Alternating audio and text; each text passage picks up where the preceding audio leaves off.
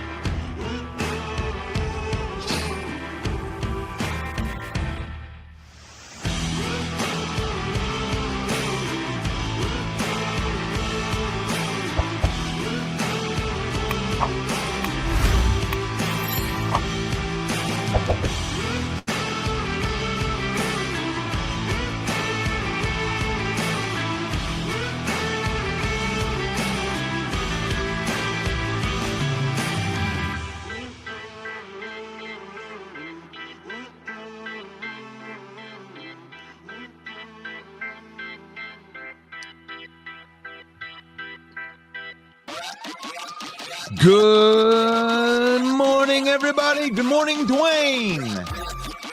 Good morning to our Patreon, Fred Peterson, dude. Thank you so much. You're making it possible for us. Hell yeah. Taylor's in the house. James is in the house. Brent is in the house. Brian is in the house. Put what team you represent in the comments. Drop it in there right now. Drop it in there. Get it in there. Yeah. Oh, let's do it. Let's do some Lions talk. No, let's do some football talk. Man, I got to change that background again. Yes, it is football talk with Russell Wayne, and I am your host, Russell Wayne, and we are broadcasting live right now into the Detroit Lions news. We are also broadcasting live into Mike the Bear fan and the Hallis Hall report right there, and we are broadcasting live, as always, into the Detroit Lion Villain Squad. We are fastly approaching 13,000 villains, and we thank each and every one of you right there. And when I say we, what do you mean we? You got a mouse in your pocket? No, this is my compadre, Main Event Mike. Good morning, sir. That's what my dad always used to say. Yeah, mine too. What's this we shit? You got a mouse in your pocket or something? That's why I started laughing as soon as you said it. The old man used to say that all the time. You got a mouse in your pocket?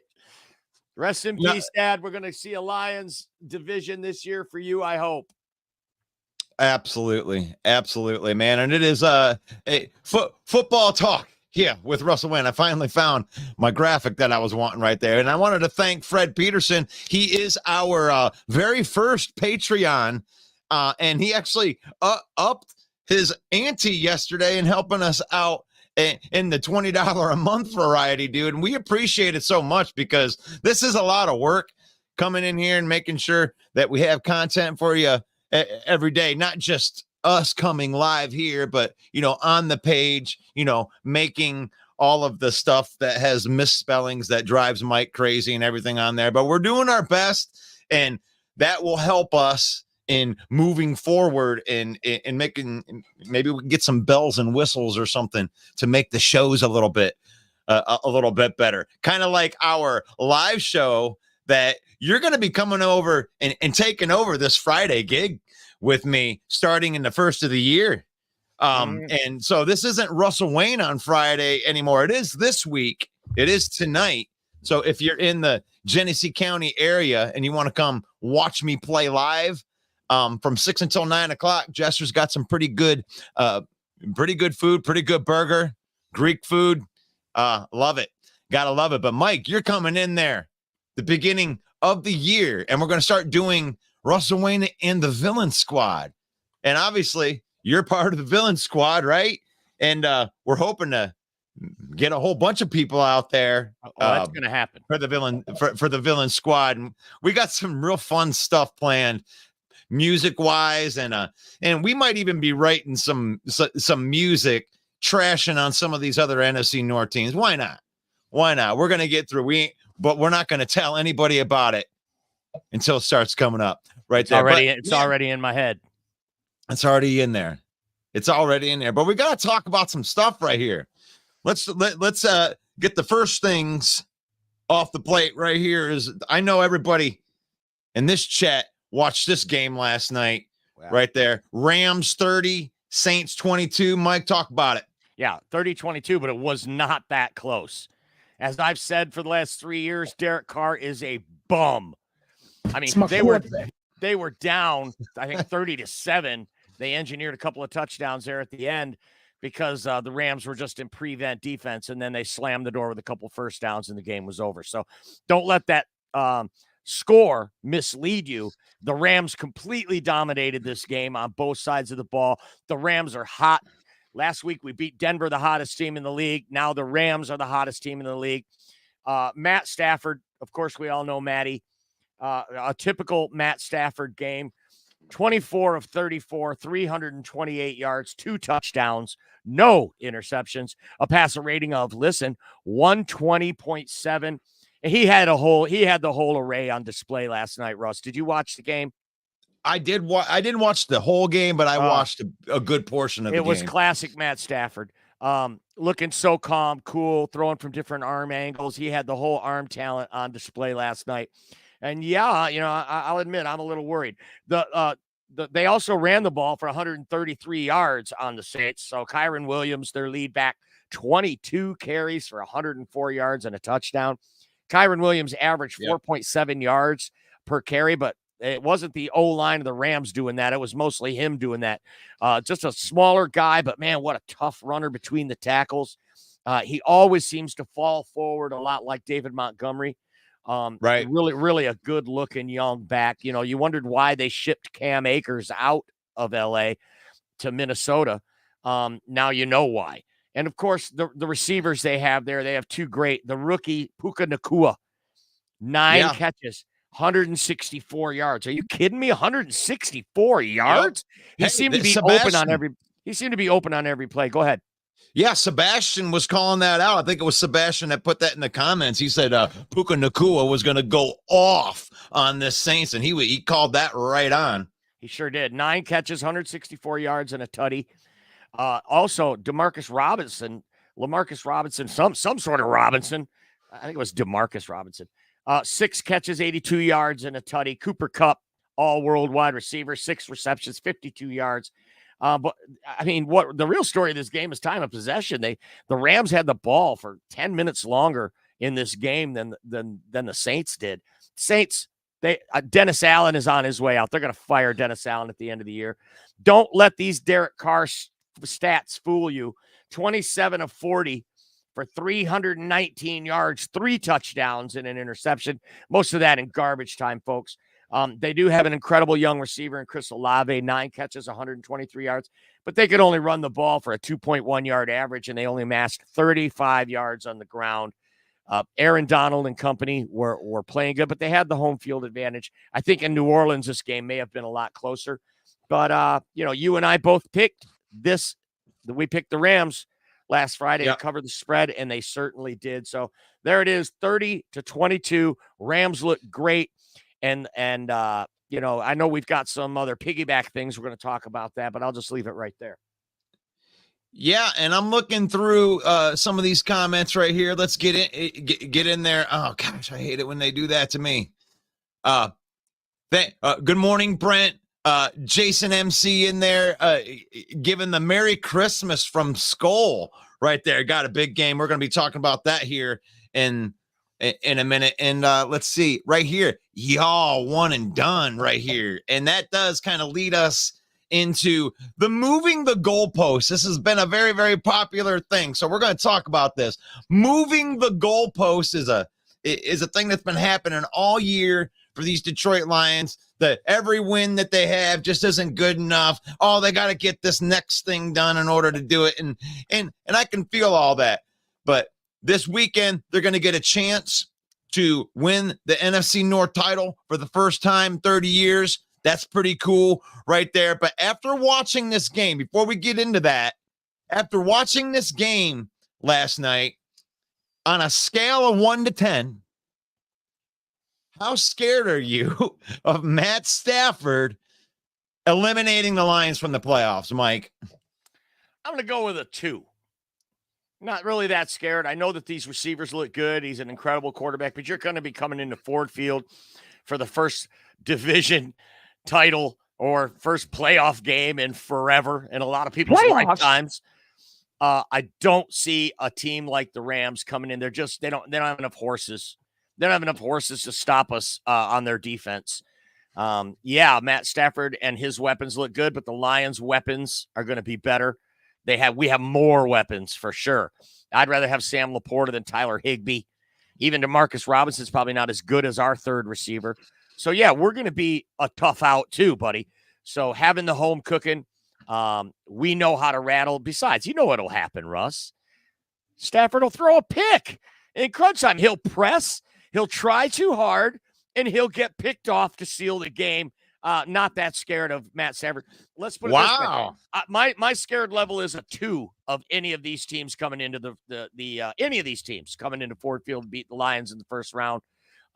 Matt Stafford, notwithstanding, is going to be no different for me than if let's say who else is in the playoff hunt. Would come in and beat us in the first round. Seattle. They've beaten us 3 times in a row. I think I like my chances against Seattle just as good as they are against the Rams. Wow. As an example. You button hooked me, Mike. I didn't know you was going to button hook me on that. Scared of Matt Stafford eliminating the Lions from the playoffs. I mean, there's this thing that we call PTSOL, post-traumatic same old Lions. That creeps in, Mike. I can't help it. And I'm usually the one talking you off the ledge for this last night. Oh, shoot. I completely forgot to send tell them about PTSOL while I invite Grove Teague into this spot. Post-traumatic same old Lions. You can see these images that Russ has put up here. These are the games that we snatched defeat from the jaws of victory, especially that one in the top right corner where Karen Rodgers threw up the Hail Mary. Boy, that one still hurts. The runoff against Atlanta. Right there, you can see on the bottom. These are games the Lions find a way to lose, and that's their MO. And that has caused us. It's been 30 years, folks, since we won the division. We got to get it done this year. Right. But all of these heartbreaking losses have created a stigma for Lions fans. We're not going to believe it until we see it. And all you fans out there that are naysayers and doom and gloom and, we're going to lose. You're just suffering from PTSOL. And there is only one cure, folks, and that is winning.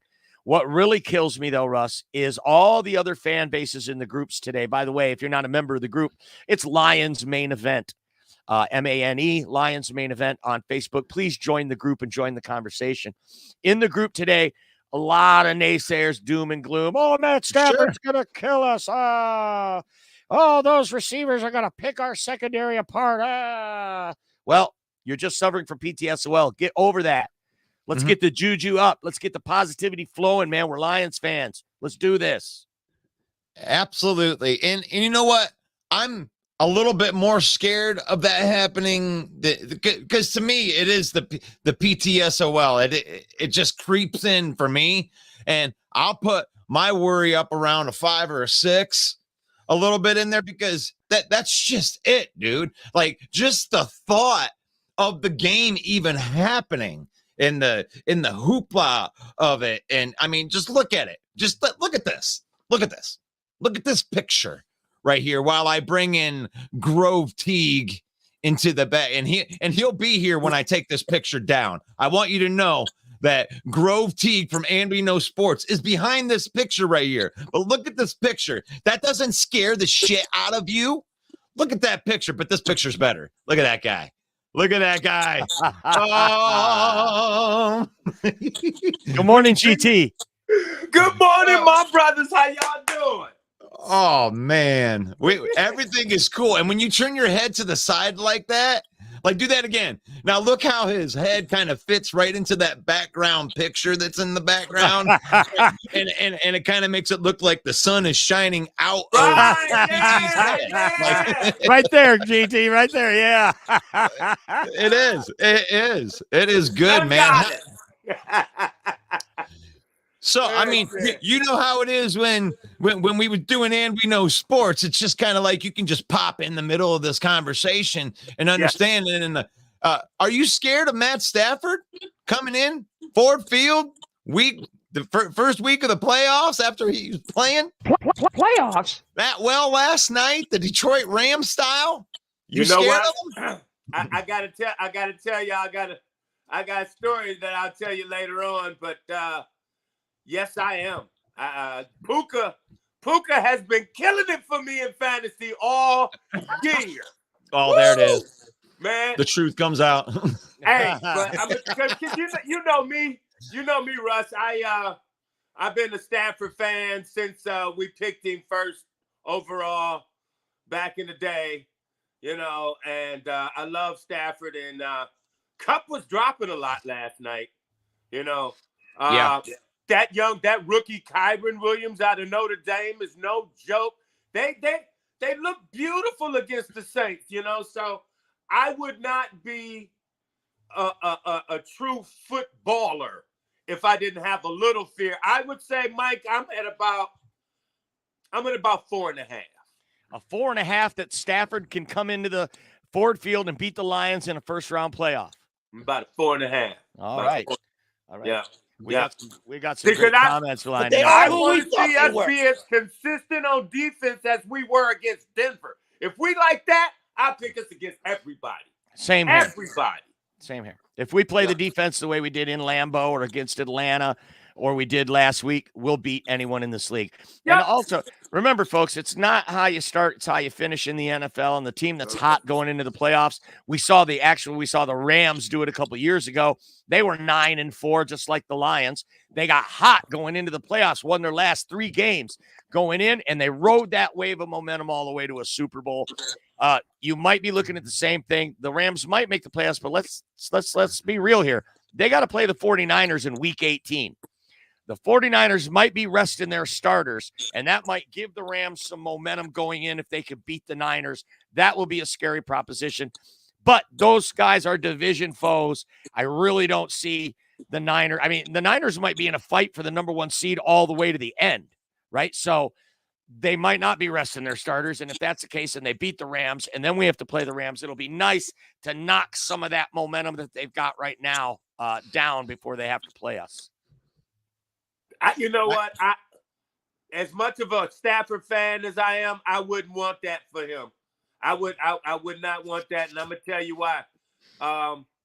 If they rest cats and Stafford and them win, we will put a spanking on them in Detroit. I mean, and it would be sad. I don't want Stafford to go out. 10 points, yeah, okay, that's cool. But I don't want to beat Stafford and them by like 20, 30 points, man. I don't want to do that.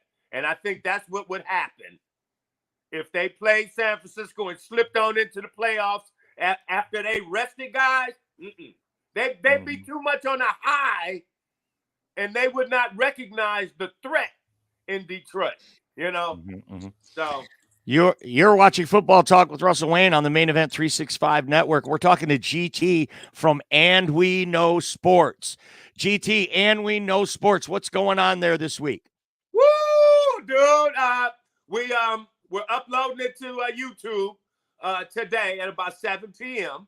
Last night's show was crazy, dude. Because last year when we were doing a Zoom to Zoom, I was wearing a Lions Dominate coat every time we won. Now, because of the green screen, that coat don't work, so I was wearing hat. Ooh, the hat I wore, Mike. I saw that.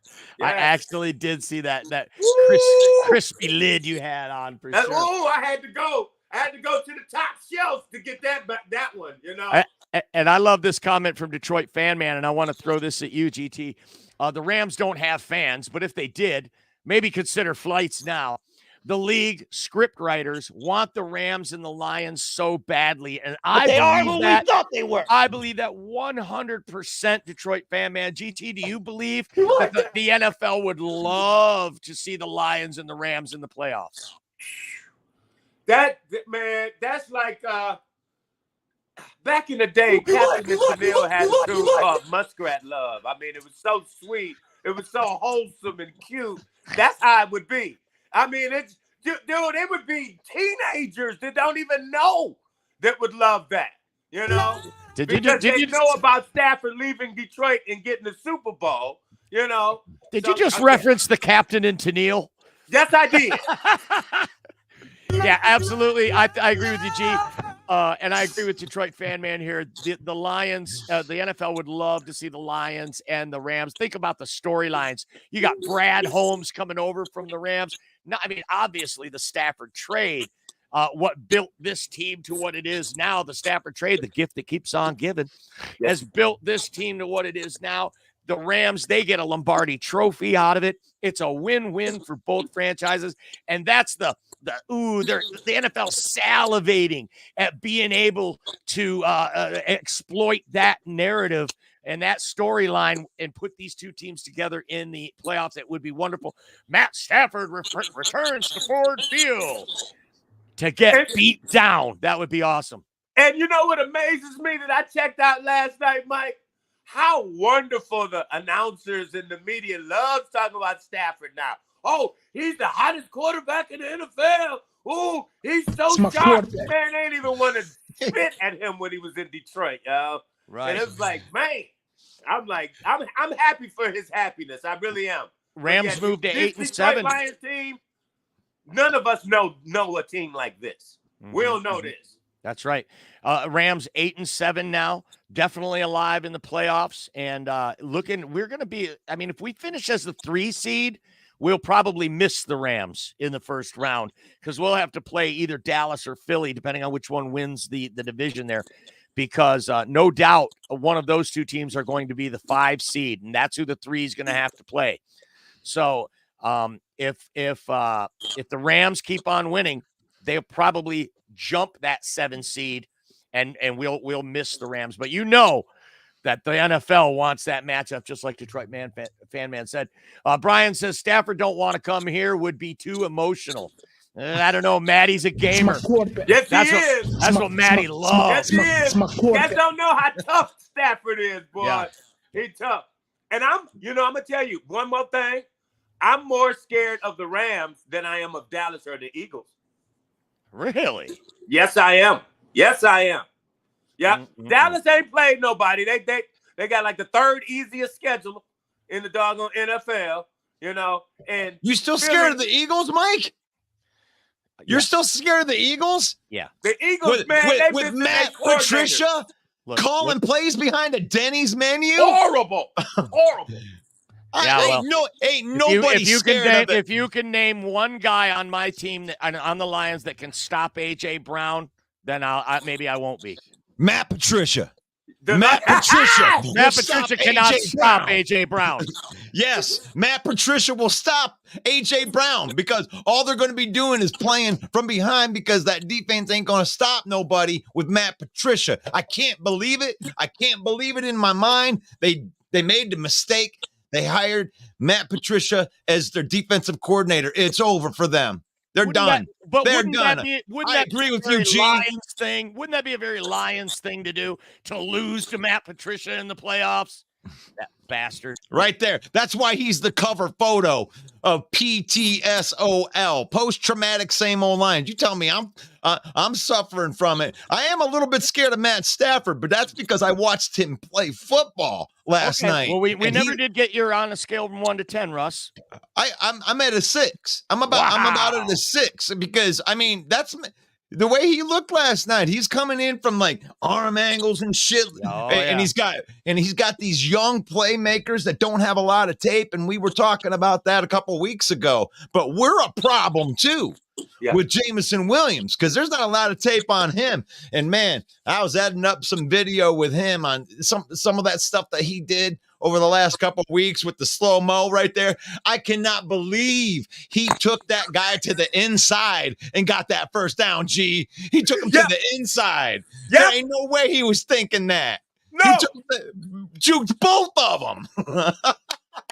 Oh, Jameson Williams is going to be special, dude. This is going to be a fun ride for Lions fans, especially for all you people that thought he was a bust. Oh, boy, are you wrong. Oh, that's going to be fun. Oh, this is gonna be fun. I love it, Russ. I love it. I don't want to get Russ all worked up this morning, so I'll reserve my comment. I'm on the Venom today. Wow. I love hearing you worked up. I love it. I will reserve my comment that he is not living up to the 12th overall pick at this point. But no, you're right. You're absolutely right. You're absolutely right. Take a look at a guy like Chris Olave last night. Woo! Don't tell me, or Garrett Wilson, or even Jahan Dotson, a guy the Lions could have taken instead of Jameson Williams. And these guys are playing at a higher level than Jameson Williams. You're going to eat those words, Mike. Right now, so. I want to log this right now. I hope so. This is the 22nd of December, 2023, and I am going to mark this. I'm going to mark this down. Hold on a minute. I'm going to mark it down right here. Marky Mark, baby. Yep. Because you're going to eat those words, Mike. Because if you can watch his limited targets, and his limited targets have less to do with him and more to do with working your way and building trust with your teammates. And they talk about it all the time. And it ain't to do with his ability. This guy scores once out of every 6 times he touches the football. Ain't none of those players that you just mentioned can say that. So wait till they put some targets on him. Wait till they start giving him regular targets. I can't wait. There's one little small negative caveat as far as that, yo. I still feel that Goff has not learned how to throw to that speed. I mean, we saw in the Denver game that we were trying to get that ball to him a lot, and it was several times he was underthrown or overthrown that he had to step. Man, woo! Get that together, Mike. Oh! Mm-hmm. We saw Jameson. What cures that, G? Just like learning music, right? What cures that is reps, reps, more experience. I mean, they're going to get that down. They're going to get that practice down. But when he beat that guy to the inside. That other catch where he went over him. And I mean, he's got the abilities that those guys that have put up the numbers that have actually played for 2 years. I get what you're saying though, Mike, because the stats don't reflect that yet. They don't. And but let's move on right here and talk about some of these games. Are we ready for that? Are we ready? Are we done talking about moving the goalpost? Yeah, unless you want to go to the comments and talk about Stafford before we move on. There's some really great comments in here. Go ahead. Yeah, if you got, because I know that you starred a bunch of them. Let me get in here to some of these star ones right there. Taylor says, just talking about Matt Stafford, I personally don't feel bad about beating the Rams in the upcoming playoffs, which will be the loudest game of the season for sure. When Matt Stafford hits that field in the playoffs in Ford Field, that is going to be a watershed moment for this franchise, I believe. And they say Goff wants a piece of the Rams. You know he does. Heck yeah, we talked about that. If you're Jared Goff and that scenario plays out, you're going to wake up that morning hungrier than you have been since you've been a professional. Even probably that Super Bowl he played in, he might be more hungry on that day than he even was on that Super Bowl morning. I love some of these comments. We loved Stafford when he was here, but now he's no longer a Lion. Fred, you're right. What else we got? What else did I star? Yeah, I'll go through. I got these. These. Buddy. Yeah. Okay, buddy. Okay. Yep. So Brent says, do you want to read them or you want me to read them? You read them and I got them, and I'll unstar. All right, that sounds good. Brent says it's not how you start the season, it's how you finish. Scary stuff. Just what we were talking about. I was alluding to your comment when I said that. The team that's hot is going into the playoffs. Right now, the Rams are super hot. We're hoping that maybe San Francisco can derail that. But then again, we want San Francisco to lose if we're still in play for the number 1 seed. So it's going to be very interesting. Week 18 is going to be super interesting in 2023. James says the Rams running game is legit. I don't know, but the Lions are tough against the run though. And I was watching that game last night. Kyren Williams wasn't running through giant holes. Okay. He was doing it himself. He was being shifty, falling forward. He was getting chunk plays at 7, 8, 9 yards. That is not indicative of a dominant run game. That is a good back. So I think we can handle that. And there have been games this year where Kyron's been held in check, and I think the Lions can do that too. Go ahead. And the Lions do play well against the run. I wanted to echo that sentiment right there. And I believe 100% that they will make Stafford's team one-dimensional. And if Stafford were to win that game, it would be all on him and those receivers. They would have to do it. They wouldn't be able to do it with the run game at all. I fear their running game zero. That's my fear level is zero. It would be cool to have like a body swap, like the movies and stuff. And if we were Rams fans, and the question, how scared are you going into Detroit and facing Goff after what he went through? What? Right. Man, Rams fans might be not scared at all. We got Stafford. Phew. Yeah, okay. Okay. Rob says he's about a 4 on his fear of Stafford, but let's wait and see how we finish the season before we throw in the towel. Exactly. Oh, this is just classic, like what I like to call moving the goalpost, because it's like, okay, we just coming off a win. Well, how can we poo-poo this? How can we look forward to something that isn't going to be good? Oh, well, okay, well, it's Stafford. Yeah, Stafford's going to come in here and kick our ass. Like, oh my gosh, guys, just enjoy the ride. We have a chance to win the NFC North title for the first time since it's been called the NFC North. For the first time, they can go into Minneapolis at that Bank Stadium and snatch that shit. Yeah. But you're right. We are talking about Stafford right now, so I apologize. I love it. No, James's comment here is right on the money as well. We'll all feel better when the division is won, James. Anything can happen. Still feel good about our chances, though. Same here. I don't care who we play in the first round. They're coming to Ford Field if we win this division, and I like our chances against anyone there. Paul says Rams versus Lions. I would predict it to be a shootout like the Chargers game. That's a good call out.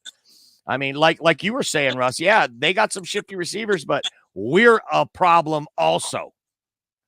And if we get C.J. Gardner-Johnson back and we were to get James Houston back as well, that's going to energize this defense and make them tougher than they already are.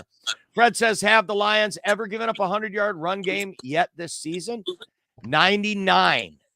They gave up 99 yards. They did to Justin Fields. He gave away over 100 yards. Yeah, but we never had a back go over 100. Right. Yeah, that's true.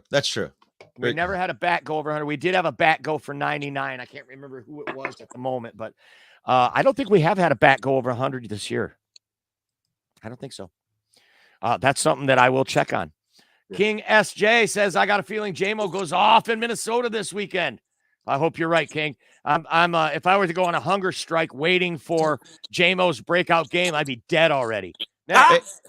Well, let me give you that bet that I was telling you about. Like, I think it would be smart because I think it is going to happen before the end of the year. You are going to see 100-yard game from Jameson, and he's going to score a touchdown in that game. So if you go and do the bet thing, GT and I were looking at this the other day, and I think it was like plus 1,700 or something like that. 1850. 1850 plus 1850. Now take this bet 3 weeks in a row. Let's say you had $30, say $10 a week, and just bet on it happening before the end of the year. But that $10 at plus 1850, what is that? $185 or something like that? That's crazy. But it's over 80 yards is as high as you can get. So I'd do the 80 plus and an anytime touchdown parlayed with that. I don't know. But is the you'll thank me by the end of the year. Over 80 yards plus 1850? Just the yardage, or do you have to have the it's like 950. It's like 950 for the but when you throw in an anytime touchdown, it goes to 1850. Right. And if he gets above 80 yards, he's going to score a touchdown. I mean, I just, 4 times this year I put money on Jameson, and he's let me down 3 of those 4 times. I've lost. So I'm out. Like the Shark Tank, I'm out on JMO. I believe you, Russ. Maybe he will have a 100-yard game. But I'm gun shy. Once bitten, twice shy, and now this would be the 5th bet I put on JMO. I'm not doing it. Well, let me throw a caveat out there, because the reason that Mike is out because of emotion on this, because yes, he did lose on a couple of them bets, but the reason that this bet works is because over a long period of time it pays you. The time that it won for you, did that not pay for the other losses?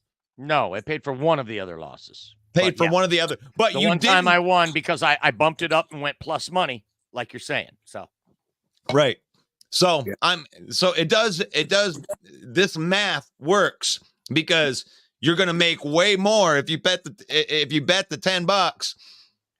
The chance of winning the 185 if you hit it once out of the 3 weeks, then you're already in the plus. And I can also add a little bit more faith to Mike also, because he had more targets in that Denver game than damn near all year. 7 targets, the most he's ever had as a professional. They're trying to implement the speed of our offense as opposed to the power ball control. My theory was they wanted to do that because the defense was so weak, and they wanted to give them more rest.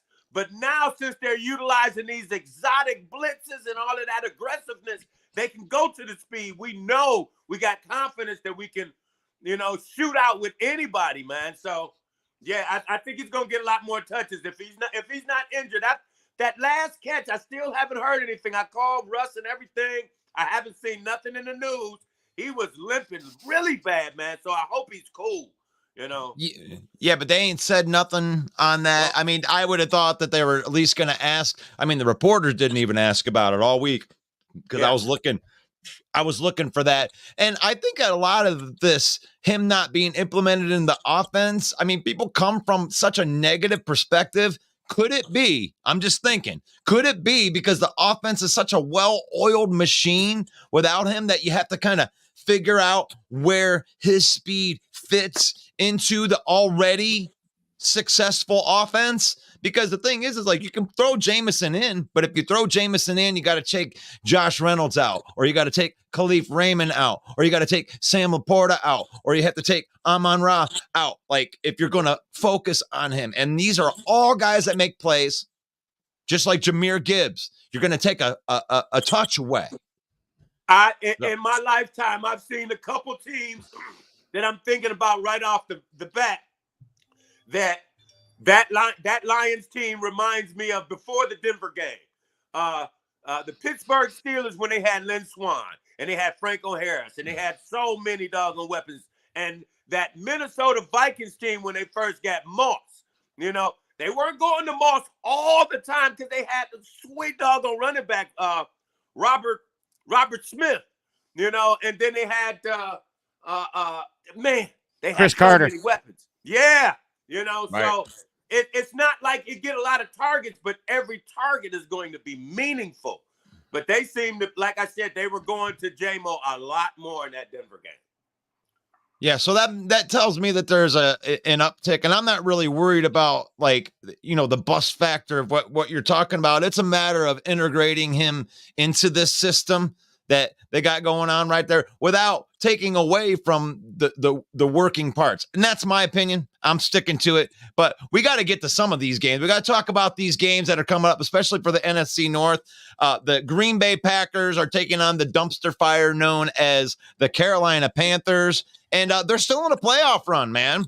I mean, we thought that they could win out because of how well Jordan Love was playing in the game against us. So what do you think about this Packers-Panthers? You think they're just going to take care of business, right? Well, we're going to go through the injury report for all of these games. You're right. Green Bay gets the worst team in the league this week in Carolina. And then the Chicago Bears get the second worst team in this league with the Arizona Cardinals this week. So after all three teams losing last week, pretty much only Minnesota's in danger of losing again. So I think Green Bay and Chicago take care of business this week. But let's take a look at the injuries. We'll start with Chicago. They have a few significant players injured. Yannick Ngakoue has been moved to injured reserve. His season is done. That hurts the Bears along the defensive line big time, okay? Deontay Foreman is questionable for this game. Running back Travis Homer, also questionable. I look for Khalil Herbert to have a breakout game. He's kind of been stifled all year. You might look for Khalil Herbert to do some damage in this game. Cole Kmet is questionable. He did not practice yesterday. Equiminius St. Brown, questionable. And Tevin Jenkins, questionable with a concussion. So some important players for Chicago are going to be out of this game, but I definitely think they have enough horses to beat Arizona. They'll be in Soldier Field. The Bears actually favored by 4 points in this game. I like that. What do you think, GT? I mean, you think that... Man, they're not ready for Kyler. What? Still, man, with those injuries and those points, I'm Cardinals and the points like crazy. Bears I'm very close to picking them straight out. He thinks the Bears suck, Russ.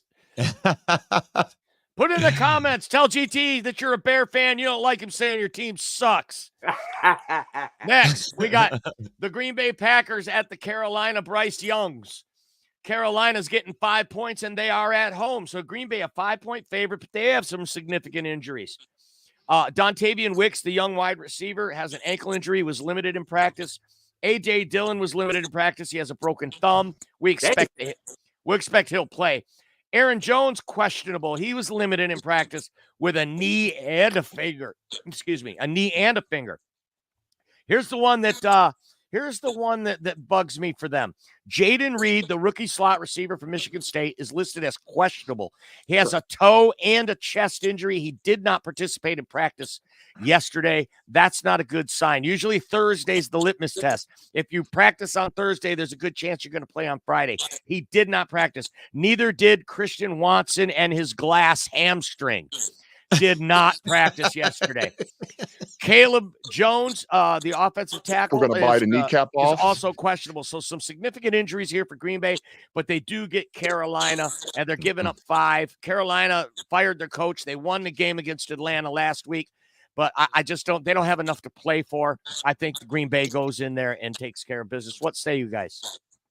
Oh, Bear Down Mike says, kiss my ass, GT, but he's just joking. I love you, Mike. I love you, baby.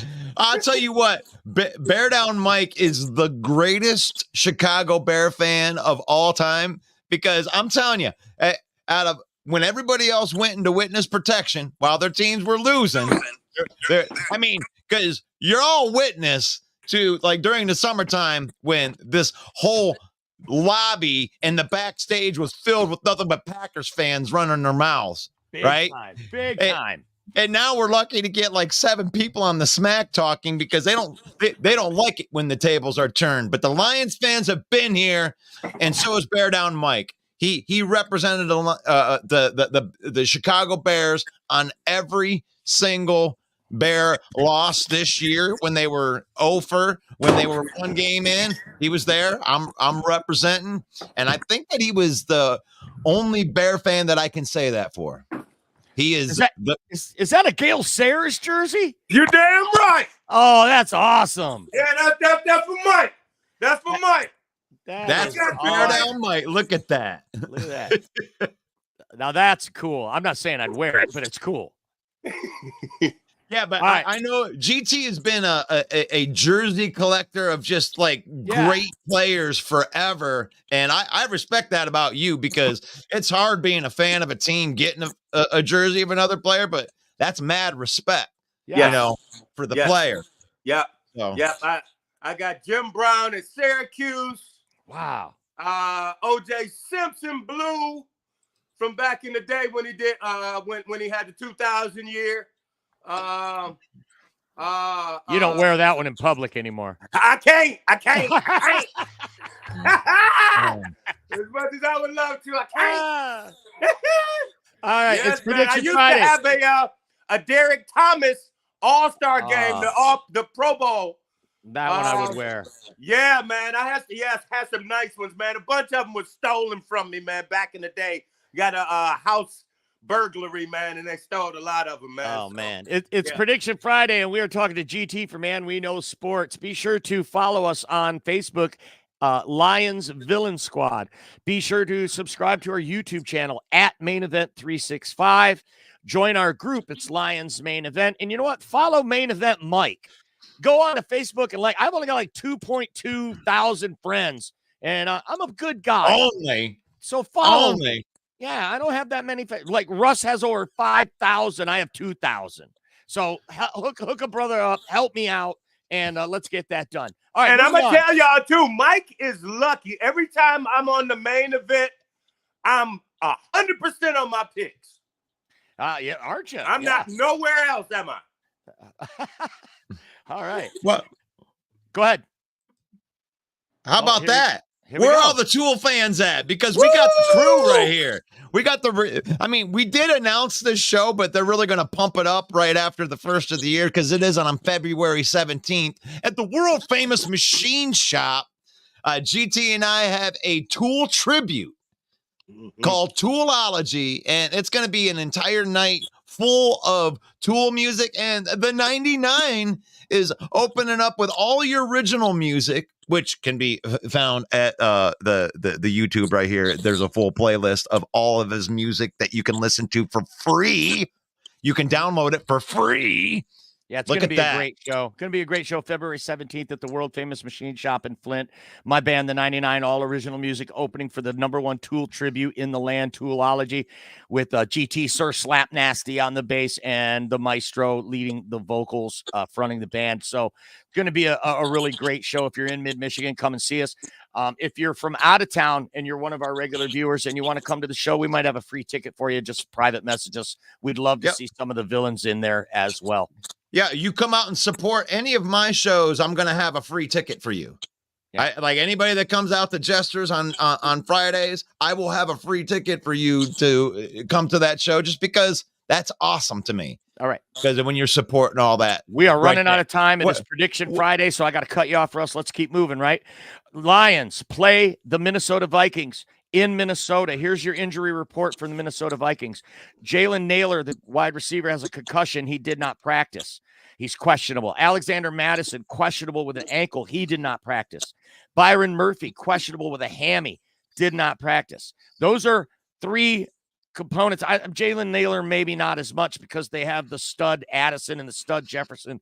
But Alexander Madison, in his stead, Ty Chandler had his best game as a pro last week, 132 yards from scrimmage, running the ball, and 25 yards receiving. So we're going to have to shut down Ty Chandler. It doesn't look like we're going to need to worry about Alexander Madison. For the Detroit Lions, injuries looks pretty good over here. You got Brock Wright, who did not practice with a hip injury. He's listed as questionable. Derek Barnes, the linebacker, has a shoulder injury. He was limited in practice. We might, obviously, I think we're going to see a lot more Jack Campbell in the middle of that defense now. And then Jerry Jacobs with a hamstring, did not practice, listed as questionable. So of all the teams, the Lions are looking the best health-wise. So let's move right into these picks, okay? You guys ready? Yep. All right. Boom. And by the way, if you're out there watching or listening, you can feel free to put it in the comments. We'd love to know what you think of some of these picks. The first one on the board is the Jake Browning-led Cincinnati Bengals at the Pittsburgh Steelers. This is a divisional game.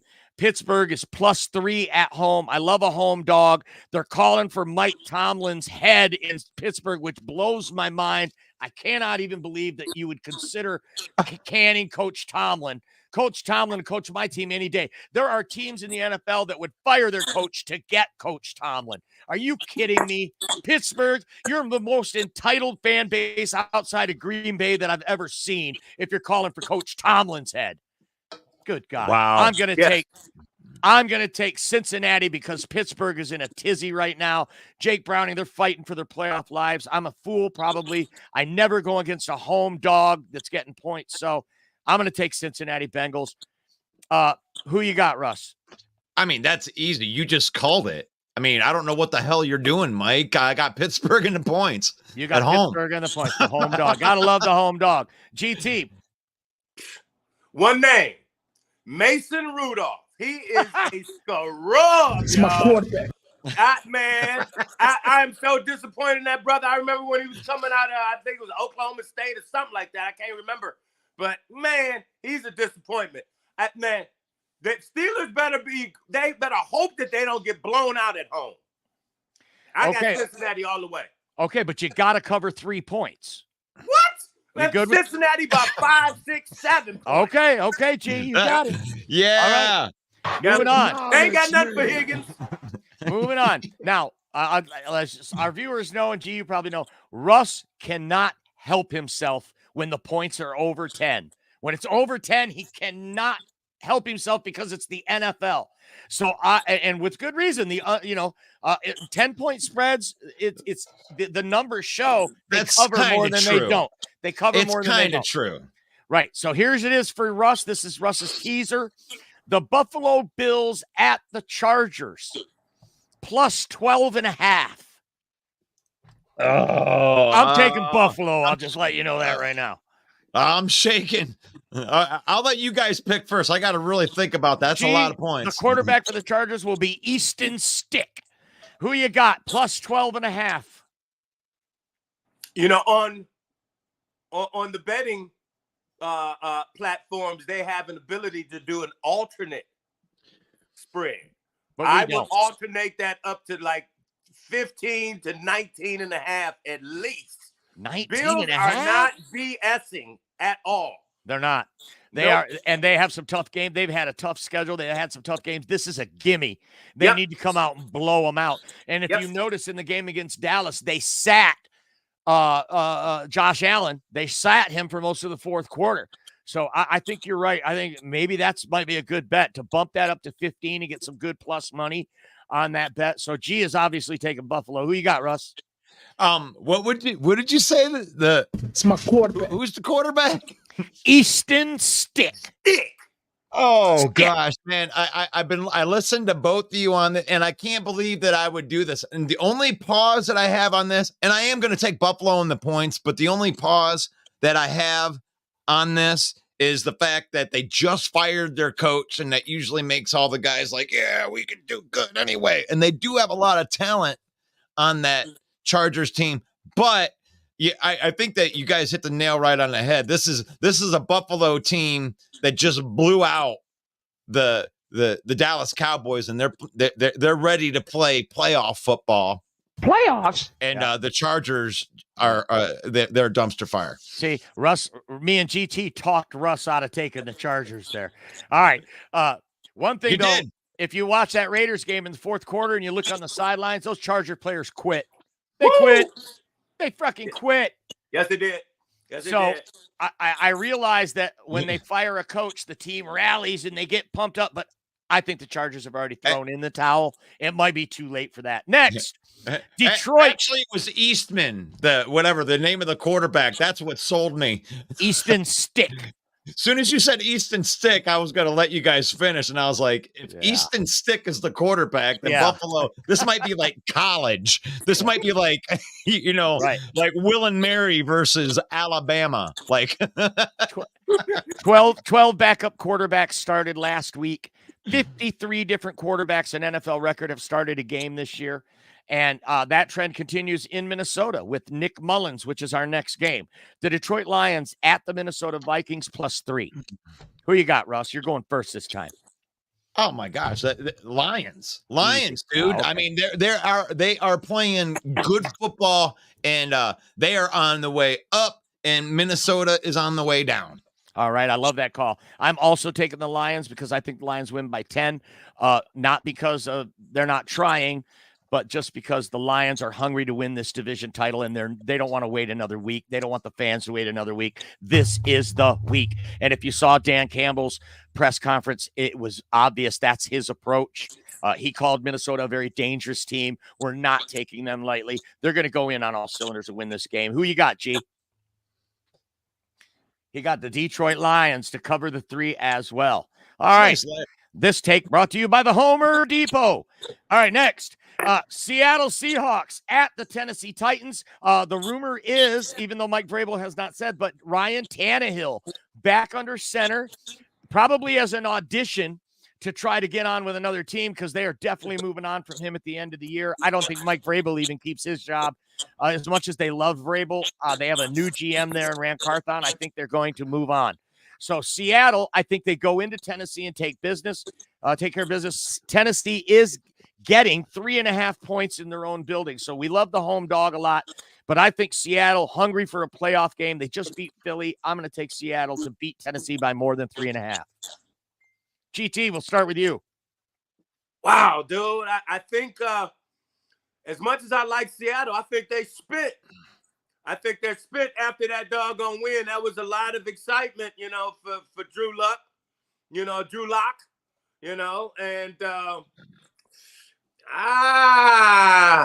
and Tannehill coming back. And will it change your opinion? Will it change your opinion to know that Geno Smith will play?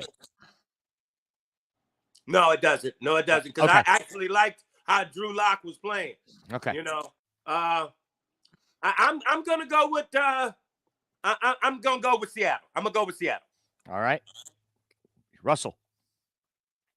The home dog, right? Yeah, 3.5. That hook on the end with that half point. That could be big. Bothered me. Yeah, it is bothering me. Dude, Tennessee's overlooked every week. They cover the spread when you don't think they're going to. Yeah. And then bringing Tannehill back on it. I mean, yeah. But with Geno in there too, they're hungry. Pete Carroll's too good, man. Pete, give me. I'll take Seattle. I think that's a good call. Here's another thing. They have been mathematically eliminated from the playoffs. Tennessee Titans have, so King Henry might not even play. All right, moving on.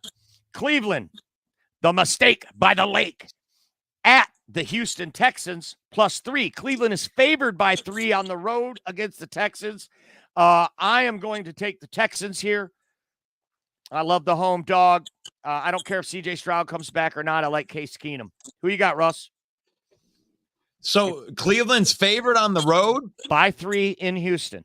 By 3, mistake by the lake. Oh my gosh, the corpse of Joe Flacco is is alive and running well. The zombie man making it happen for Cleveland. Give me Cleveland.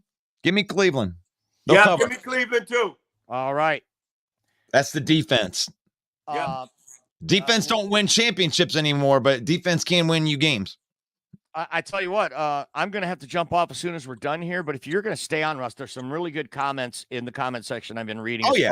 As far we'll as do that in the last call. Okay, there's some people making their predictions and making good points on why they're making those predictions. So I want to make sure we get to those. All right, next, the Washington Commanders at the New York Jets -3. The Jets are favored against anyone. I'm taking the Commanders. Go ahead, G. Who you got? I'm taking the Commanders too. Russ, the Jets at home. Jets. He's going with the MILF Hunter. That's right. All right. It's my Next. quarterback. It's Russ's favorite team, the Indianapolis Colts and the mustache at the dumpster fire Atlanta Falcons. Atlanta favored in this game, 2.5 because they're at home and they have announced they're going to start Taylor Heineke. I am going to go ahead and take the Indianapolis Colts because I think Atlanta stinks. Yeah, give me the horseshoe also. All right, G's got Indy. Who you got, Russ? Dude, if you're adding 2.5 points to a mustache, it's unstoppable. We love the mustache here. If Gardner Minshew came and was our backup in Detroit, we would love that guy. All right. They'd be calling for him every week. All right. The Evil Empire, Green Bay at the Carolina dumpster fire, +5. Carolina's +5. I'm taking Green Bay. I think they win by 10 points easily. GT, who you got? Woo! Carolina's on the winning streak of 1. They are. But they lose. Okay. Do they lose by more than 5? Yes, they do. Okay. G's got Green Bay. What about you, Russ? They Carolina. scored. Take Carolina. You know they scored 9 points in that win, right? Give me Green Bay. 3 field goals. All right. Next game, Jacksonville Jaguars at Tampa Bay, -3. So Tampa's favored over the Jacksonville Jaguars, and they are at home. This one is tough, man. I'm gonna let you guys go first. I don't know about this one. Jacksonville. Give me Tampa Baker all the way. Okay, the Baker Mayfield's -3 for G. Go ahead, Russ. Oh my gosh. It's a tough one. The Avatar versus the Pirates of the Caribbean. Oh. I don't give me Tampa Bay. Give me Tampa Bay in that. I'm believing in Baker Mayfield. I got pretty good defense. All right, Russ and G are both taking the creamsicle Pirates. Hey, you mentioned the Pirates. Did you hear that Johnny Depp got $300 million to do another one? Gee, $300 million? $300 million to do another Pirates. It's unbelievable. That's good for ridiculous. you, Johnny. That's good ridiculous. for you. They bailed on you. You make them pay. The last two sucked. All right, I'm going to go with Jacksonville for the simple fact that the statues on Easter Island look like Trevor Lawrence. Oh. All right. And he is an avatar. If you were to put a headband and some flowing hair on an Easter Island statue, it would look like Trevor Lawrence. Tampa Bay, their luck's going to run out. They had a great showing in Green Bay. Jacksonville, they can look in behind them and they can see Indianapolis and they can see Houston right on their tail. They need this game. So I'm going to take the Jacksonville Jaguars. All right, next, Arizona Cardinals at the Bears. The Bears are favored against the Cardinals by 4. I'm sorry, Bear Down Mike, but 4 is just too many. The Bears win this game. It's not going to be by a lot. So I'm taking Arizona and the points. G, I know you're taking Arizona because they ain't ready for Kyler. Yeah, I'm taking Arizona in the points. They're underselling the loss of Yannick, who's actually played really good. Yeah, this I was year. gonna say the same thing. Yeah, when you look at their injuries, Deontay Foreman, some other Cole Kmet hurting, those are guys that they would need to beat any team. So Arizona, and they want draft picks right now too. They're trying to suck worse. You think so? Without showing it. Right. The first rule of Tank Club is don't talk about Tank Club. Don't talk about Tank Club. All right. Do it slick. All right. Next, the most hated team in the universe, the Dallas Cowboys at the Fish.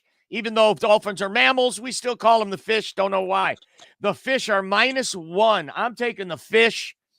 They have a good run game and all-world receivers. Tua's playing at an MVP level. Miami is at home. Dallas sucks away from home. Dallas on a 2-game skid as they go into Detroit is my prediction, so I got Miami. Russ, who you got? Give me the Dolphins too. All right, G's got the Dolphins. Yeah, I'm going to go with my emotions on this because I'm rooting for Miami, so therefore I will take Miami. All right. And my notes here say MGR, which is an abbreviation for manager. That's Mike, G, and Russ. So speaking of manager, New England at Denver, -7. Denver in the Mile High, a 7-point favorite over the Patriots, who have a quarterback who's not a game manager. Bailey Zappi can't manage a football game. I'll take a Denver. Russ, what we got? Yeah, I mean, these seem obvious. Give me Denver. That's a good team. GT? Yeah, I'm taking Denver also. All right. We got 3 games left. The Las Vegas Raiders at the Kansas City Chiefs. This is a division game. Casey is at home. And GT, I'm going to ask you to predict, what do you think the line is? Las Vegas at Kansas City. What do you think the point spread is? Obviously it's Kansas City minus. I'd say 4.5? 4.5. Russ, what do you think the line is? It's got 7.5. It's Las Vegas at Kansas City minus 10. I'm going to take Las Vegas because 10 is just too much in a divisional game. Russ, what do you got? I mean, you took the words right out of my mouth. Yeah. You've learned well. Right. Young Padawan. But not in a division game. Oh, God. Is 10 too many? 10 is too many. I'm taking the Raiders. The Raiders. All right. Last 2 here. We got New York Giants, Russ's second favorite team, at the Philadelphia Eagles. Are you ready, Russ? 13.5. Damn. Oh, my God. Divisional game. Yeah. It's Tommy. Hey, Tommy DeVito's going to come in and cover that spread. You know what I'm saying? I'm going to send a couple guys over there. Oh.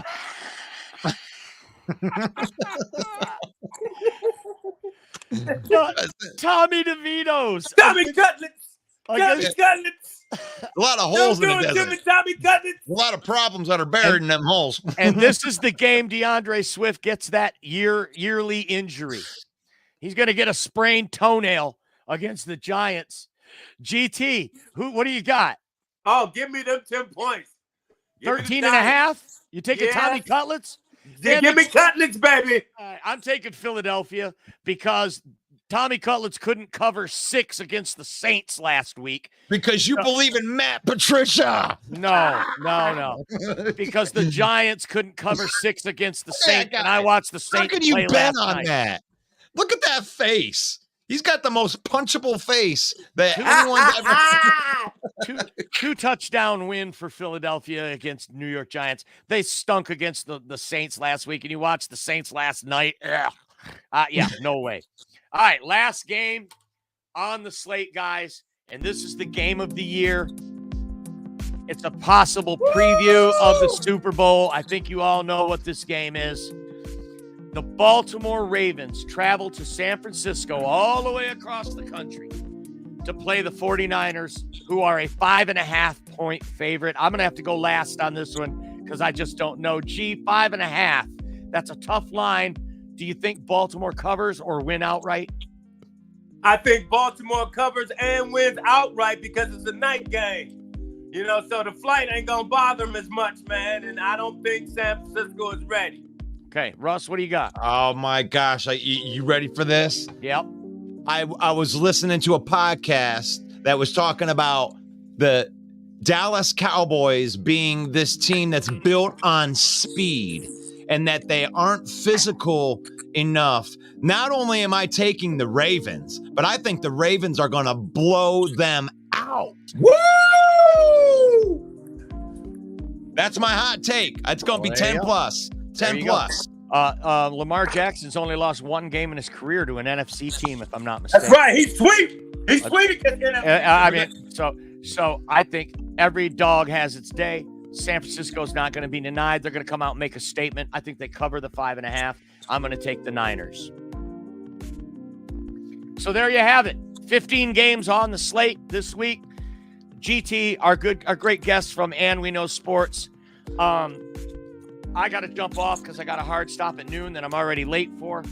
God bless each and every one of you. Thanks, everyone, for watching. Be sure to subscribe to our channels. Love you. All right. That's Main Event Mike right there. He is the host of our Monday night program, which is NFC North Open Mic, where you can come in and you can talk trash for your team, Or you can come in for a couch therapy session if you just want us to talk you off the ledge, because this is a week-to-week thing right here when it comes with this. But I'm going to do, this is what we call the after hours segment right here. I think GT's still in here. Yeah. And this is what we can kind of cover some of these things. I wanted to get into the comments right here. And before we do that, I wanted to put this little commercial out there for you. Listen to Christopher Walken talk about football talk with Russell Wayne. It reminds me of a football show, Football Talk with Russell Wayne, 11 a.m. in the mornings. You should watch it because it could be good for you. It could be good for you. It could be good for your life. It is. It could be good for your life. Yeah. It's good for my life. For you. Yeah. Thank you, Christopher Walken. We love that he's an everyday supporter of what we're doing right here. Let's get into some of these comments right here, because I know that this was I got to go back a little bit. Let's see. Colts all day. Oh yeah. Oh man. I love that you guys put all of these comments in. No. I don't want Tomlin in Chicago.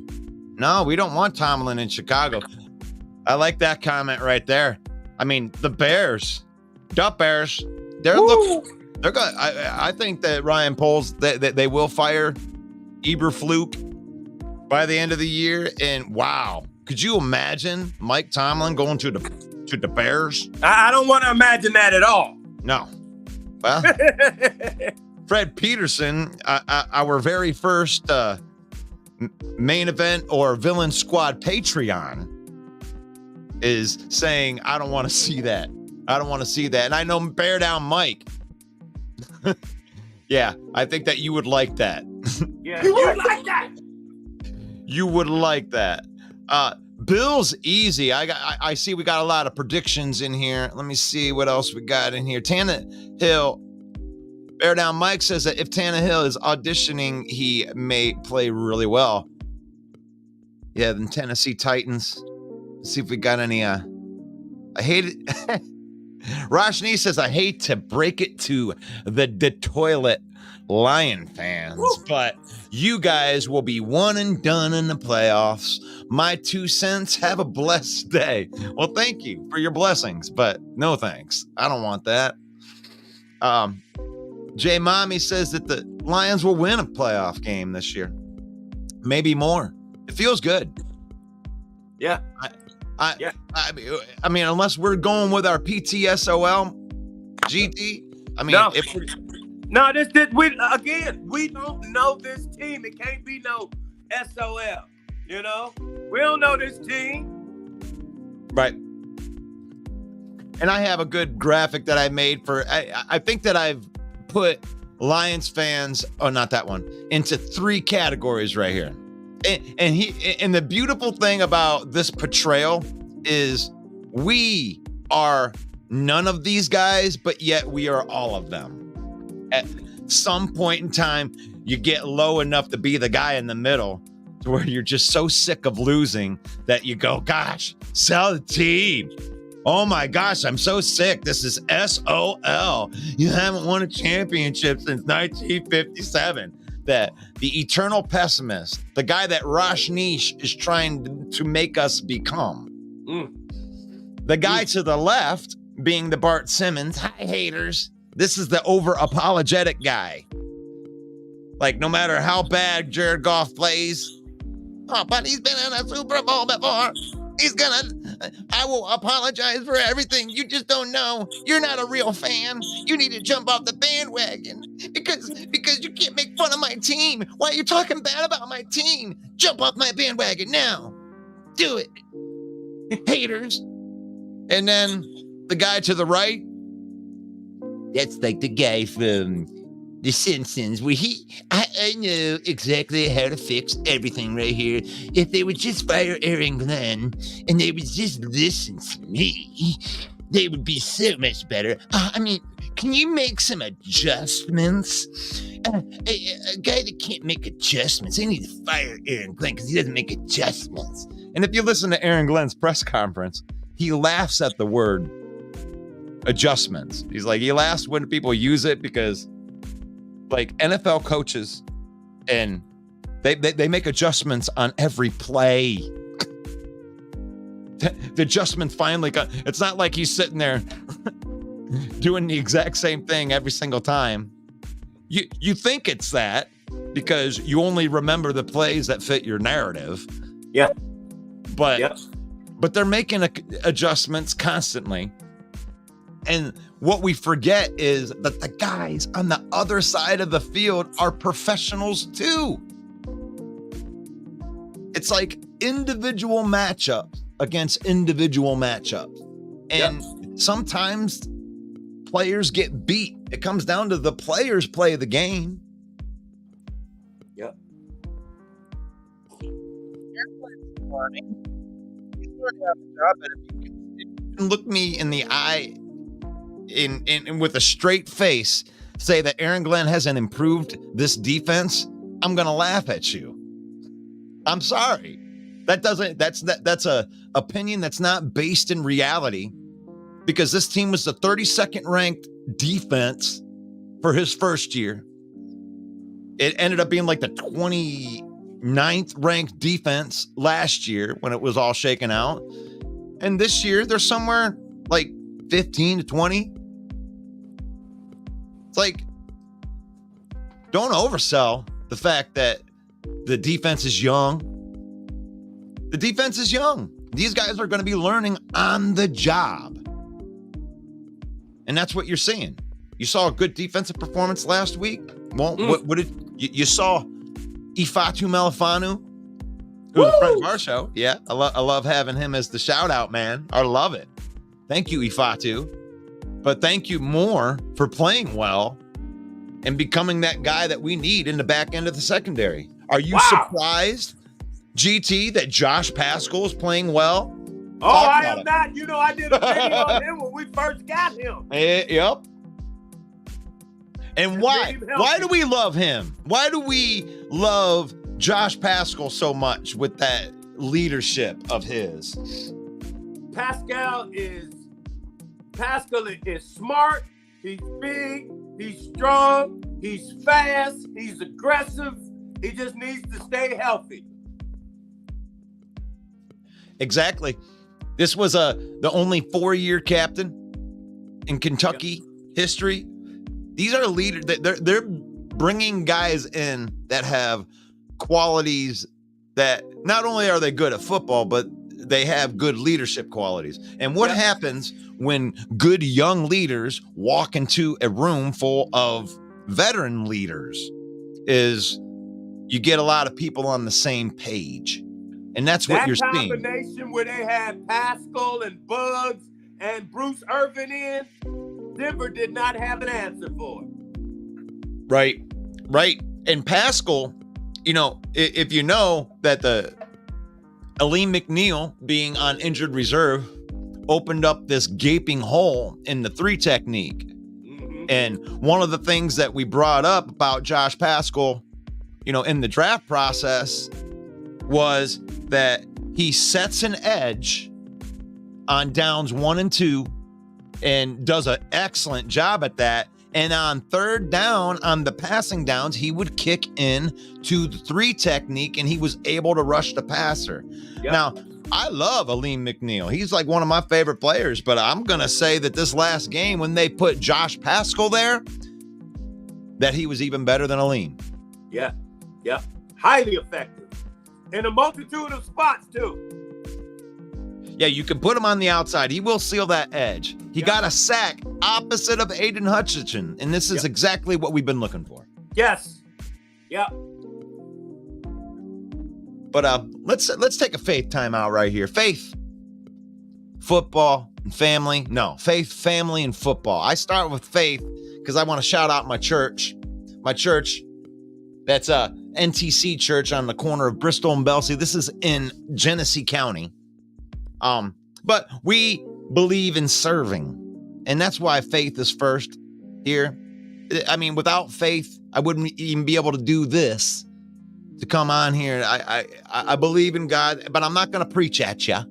I'm just going to tell you what we be doing. Here, we gave away 400 turkeys at Thanksgiving, and for Christmas, we're going to be doing an angel tree. We're buying gifts for needy kids. There's a link in the description if you want to help us do that. So faith coming first. It isn't just about going to church and being goody two-shoes. It's about serving other people and giving faith, giving people hope where they wouldn't normally have hope. And that's why we start with that. Family and football, well, that's easy. That's just about spending time with your family and then watching some football games because we're football fans and we're music fans. Yep. So use football to spend time with your family. Don't let football use you. Don't turn into a dick when you lose. It's okay because it's on to the next week. And if Lions fans know anything, we know about losing more than anybody ever. Because we can lose with the best of them. But we're enjoying. I'm going to enjoy these victories. Like, this is where SOL fan wants us to go. How scared are you? Matt Stafford eliminating Lions. I ain't even worried about Matt Stafford, to tell you the truth. Because there's 3 games to go. And this game right here is more important to me. I don't give a shit about Matt Stafford right now. I give 2. I watched the game last night. That's nice. Watch him, throw the ball with the arm and being Matt Stafford of old, watching him sling it. Good for him. Yes. But Lions have a chance to do something special right here, G. Yeah. We never won the NFC North. Yeah. This may be nothing to a Packers fan. We have so many NFC North championships. I've lost count over the years. But we don't. We don't have that. So we're going to appreciate it. Woo. While it's happening. Woo. And I'm going to inspire people not to go here. You don't need to go there. This ain't the same old Lions. We ain't never been 10-4 with 3 games to go. Not as long as I've been watching them. They've been 6-2 before and lost it. I've seen them 7-3 before and completely drop the bottom out. But when they got the 8-2, that's when you realize it's hard to win, man. It's hard to win. Yep.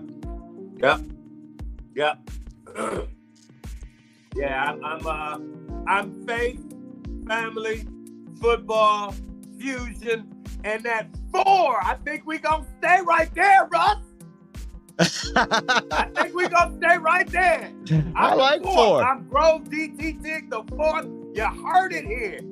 4, baby. 4. That's 4. That's 4. Well, unless you want to put food in there. Hey, But that comes in with the fusion, though. Yeah. Because that's what food is. Yes. Food is fusion. Yes, it is. Because you got to have the right ingredients. Football is fusion because you got to have the right ingredients. Do you think your team has the right ingredients? We're gonna be here all day. There we go. This is the question that's been going on all year. It's like we try to figure out the $1 million question. Enjoy the journey. Enjoy the journey. Not the destination. We would love to win a Super Bowl. They might win the Super Bowl this year. The Lions might win the Super Bowl this year. And that's not me drinking Kool-Aid or being a homer. That's just the fact of life. Yep. You make it into the dance, even a 7 seed can win the Super Bowl because it's been done. Yep. And if it has been done, then it can be done. The Lions won a championship in 1957 was the last championship, and none of us were alive. But I'm not saying that none of the viewers were alive. Somebody might have been alive during that championship, but you are a well-seasoned person by this time. If you were there to witness that, that would have been cool. But Lions aren't as good as good teams. That's nonsense. That's false. That's completely false. You want to make a narrative because you want to micro-analyze our losses and say that that's what we are. But then you won't do the same things with the teams that you're comparing us to. Oh, that can't be. San Francisco 49ers. Oh, you mean the San Francisco 49ers that lost 3 games in a row? Oh, that team. Lions never lost 3 games in a row this year. They never even lost 2 games in a row. Oh, the Philadelphia Eagles. Oh, that front, you should have drafted Jalen Carter. Jalen Carter. Look at all that. Well, you just made Matt Patricia your defensive coordinator. And you're done. And you're done. You're done. Really? You're going to compare us to that team? The Lions will beat the Philadelphia Eagles. We will will ourselves the victory. If I have to go out there and play myself, Matt Patricia will not beat us. I might have to do that. I might have to suit up. There's no way I'm going to let Matt Patricia beat us. No. There's no way. Nope.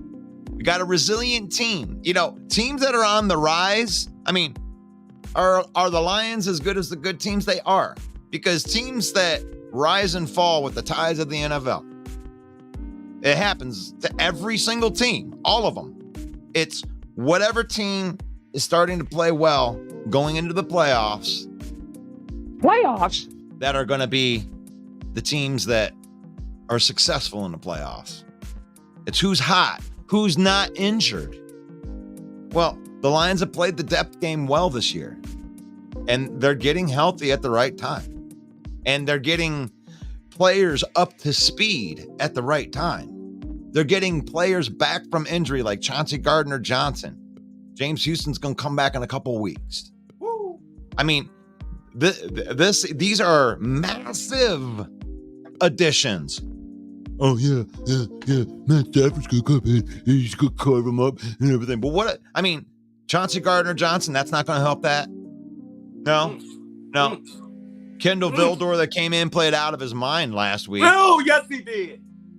I mean, teams are getting right at the right times. This isn't the defense that got carved up. You remember when those 5 games in a row, starting with Lamar Jackson, where they kind of exposed that soft spot in the zone that's behind the linebacker and under the safety, and they kept on getting hit on that 25-yard completions? And a lot of people attributed it to, it's a mobile quarterback. It wasn't a mobile quarterback. It was a quarterback that can make an accurate throw over the linebacker and underneath the safety and hit that. And they were exposing that. All the teams that played him up to that point until we got to Russell Wilson. Now, is it because Russell Wilson's bad? No. It's because they brought in Ifeatu Melifonwu and they schematically changed to where that same shot that all these guys are looking at on tape got sealed up. And all of a sudden, they're not hitting that 25-yard spot because they have fixed that problem. So now the defenses and the offenses are going to have to figure something else out. But right now, the defense is working in that way. They sealed up that problem that's taken them 5 weeks to kind of adjust to. It's a long game. It's not a 4-quarter game. It's a 17. It's a 17 game. Wow. That was fire. That was fire, wasn't it? I am salivating on that doggone lineup of CJ, GJ, and Melifonwu. With a Kirby in reserve. With the Kirby, yeah, I'm digging that rotation. I mean, I don't think CJ, GJ is going to start this week. No. I think they're going to work him in, but just having him on the sidelines talking shit. Yep. Getting into the heads of the other team. Yep. Because he is annoying. And if he reminds me of, he's kind of like this. You're going to love this comparison, but I know it's a different sport, but he is the Rasheed Wallace of the Detroit Lions. Right. Yep. And just like Rasheed, brilliant at the sport. When he's on your team, you want him on your team. He knows what's going on. He knows what's happened. He's got experience. He knows how to talk to his other teammates that's on the field and give him some clues and some adjustments to make and what to expect. Yep. I love it. You're listening to or watching. This is Football Talk with Russell Wayne and my guest, Grove G.T. Teague IV, Sir Slap Nasty from And We Know Sports is in the house today. They will be releasing their YouTube version of their show from last night. That'll be today. They'll be dropping that on, if you could look right there in the right-hand corner, it's at Ox Sports right there, and you can go subscribe to that YouTube channel as well. Good football content. That's what we do here. Yeah. It's the Main Event Network. And you know, and I'm sorry, man. I think it's more like a high dimension network. That Aux is where we put clips. You know? But now that we're back on the network, it'll be high dimension networks that will have the new show and all the shows. All right. Yeah. So I will make an adjustment on that. Thank you, my brother. Thank you. But you can watch those clips. Yeah. And I'm sure that they do have links from that YouTube page too, that you can go find that. Do you guys have a Patreon? No. Oh, okay. So I'll use that as a time to plug ours right there. Patreon, Yeah. that was something that was actually brought up to us by Fred Peterson, and he was just like, I would support you if you had a Patreon, and we've had one, we just didn't promote it. Yeah. Because I always felt like it was begging for money. I don't want to beg for money, but like I also don't want to take away somebody's kindness. Right. If you want to support what it is that we're doing, you can hit us up. That's at Patreon.com/Villain Squad. And thank you for your contribution, Fred Peterson, and for opening up that channel to us to accept love from the people that are watching the show. So we appreciate you. Man, what a beatdown last week. That was fun. You're like my knee sport. Do you remember that from Bloodsport where you hit him with the palm right there? Oh, come on, man. You didn't ever watch no Jean-Claude Van Damme movies? I liked it at first. I did. You know what? Maybe I'm just kind of a dork because it didn't do very well when I put it out there on the page, but I'm kind of a dork in my funniness. You know, I'm a WWE fan, so I'm just kind of a quirky dude. That's all right, though. Everybody's got their thing. I was a huge Claude fan as long as I was a huge Steven Seagal fan. They both were running neck and neck. Yeah, they were running neck and neck. It was like Van Damme was like the cool foreign guy that could kick your ass, and Seagal was like the cool dude that could say some cool shit before he ended you. Yeah. Claude can hit you on the side of your face with that kick and then stay there and pose after him. My favorite was like the foot slap where he's like, right, pop, pop. Pop, pop, pop, pop. There was a great moment in that in the blood sport where he's fighting the end guy right there, and he hit him like 10 times. Whack, whack, whack, whack, whack, whack, whack, whack, whack, whack, whack, whack, whack. Wow. Back and forth. I was like, dude, how do you get? I mean, I couldn't get slapped that many times with a hand. That's like, right. I mean, the fact that he stood there and took like 15 foot slaps from the forward into the back. And big respect for him taking all of those. He took them. Oh, he did. He took them all. Yep. But then he tried to cheat. Yep. And then he tried to cheat at the end. And that's when Van Damme puts the end to you. Mm-hmm. Ain't no PTSOL from Jean-Claude Van Damme. No. Nope, he just said some foreign shit and used his foot. He says it like in his French accent before I kick your ass. That's more like a lame Italian accent. Sorry about that. But I like using the villain. You broke my heart, CJ Gardner Johnson, when you came out. You told everybody that you thought it was cursed. Like I'm gonna say this because I said this yesterday, but I'm gonna say it again right here. I don't understand your reasoning for that, CJ. It didn't work in the game that you asked everybody to do it. But here's the thing: is you asked everybody to do it, and they did it. And then after you got injured, game after game after game on the road, these Lions fans, because you told them to, were showing up with their villain masks and supporting this team. And this team is 10-4. And I'm just telling you that your thinking is flawed if you think that it didn't work. You unified this fan base, and I don't think that you should back off on that. Maybe we can take the thug part out of it. We ain't trying to rob nobody. Right. We're trying to be cool, sophisticated villains. That's right. Right? That's right. We're gonna go out, we're gonna dress nice. And I like the Tommy DeVito, where we're gonna go to Minneapolis and we're gonna take care of a couple things. There's a lot of holes in the desert. Yeah. There's a lot of problems that are buried in them holes. Yeah. But you gotta make sure that you do the shit right, G. You gotta make sure that you have the hole dug before you show up with a package in the trunk. Yeah. Because you're talking about a half an hour, 45 minutes of digging, right? Who knows who could be coming along in that time while you're doing that, right? Next thing you know, you're gonna have to dig a few more holes. You could be there all fucking night.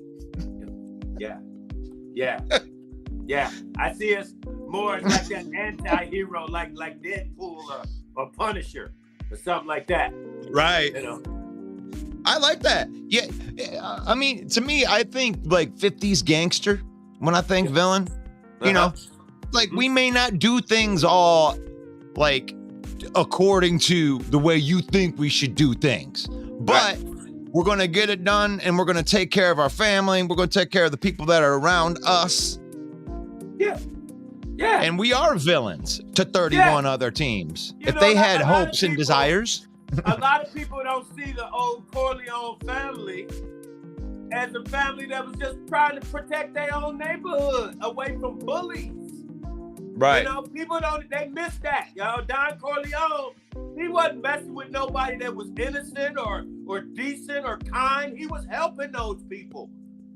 He was only going after the bullies that was trying to come into his neighborhood and take over.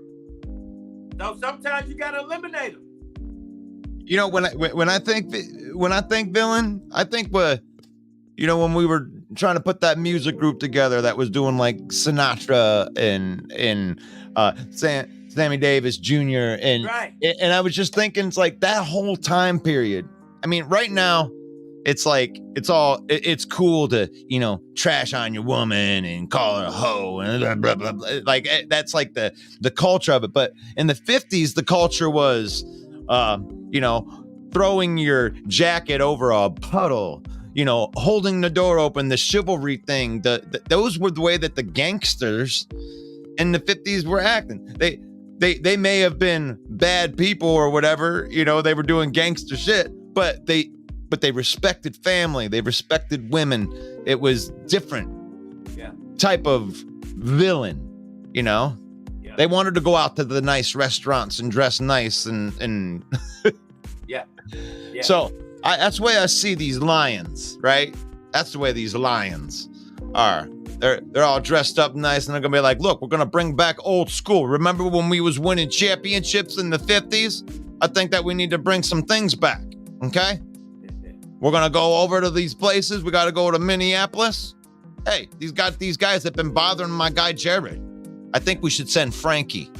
Yeah. We'll send Frankie. We'll send Taylor. We're gonna send Panay, and we're gonna straighten those guys up. Get them thinking our way. Oh, it's too good. It's like my own little make-believe world that defeats this world right here. That's right. How do you take care of PTSOL? Well, you go take care of a couple things. You send the boys out there, get them seeing things our way. That's right. This is Football Talk with Russell Wayne. Having fun here. Pickem Friday. Get your picks in there. I mean, I know that we had a whole bunch of people making these picks in here. You know, thank you, Brent. Thank you, Rashnish and Henry Gray.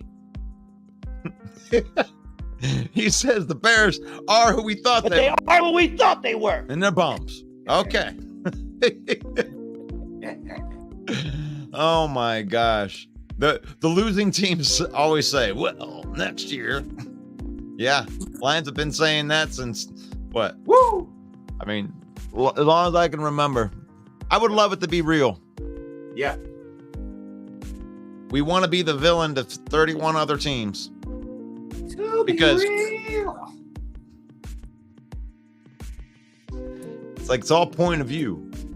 You know, if we win and you're a Bears fan and we win the Super Bowl, Bears fans going to think we're the villain. Oh, shit, I can't believe the Lions won the Super Bowl. Now I got to listen to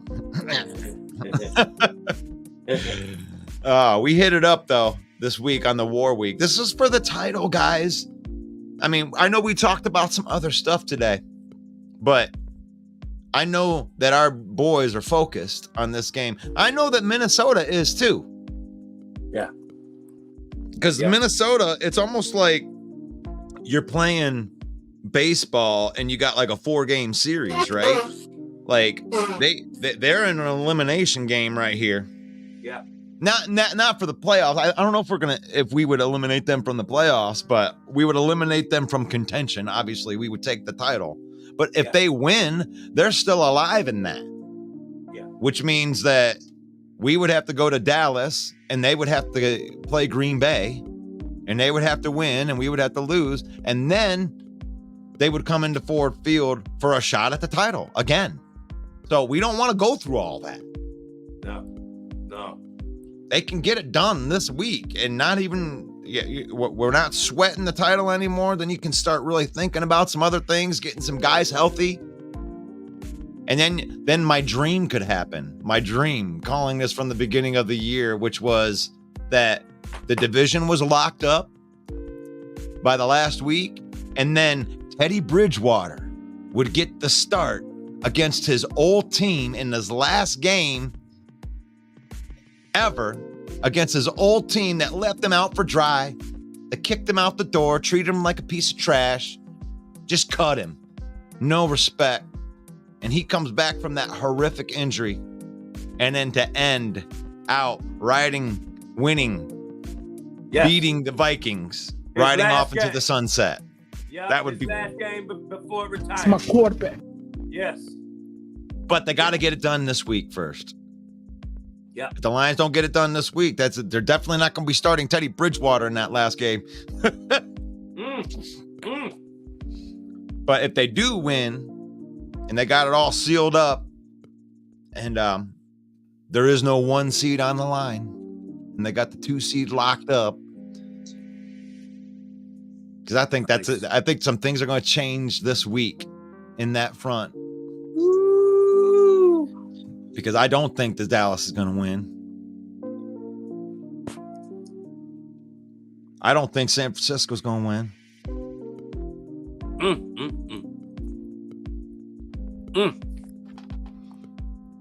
Yeah, I mean, that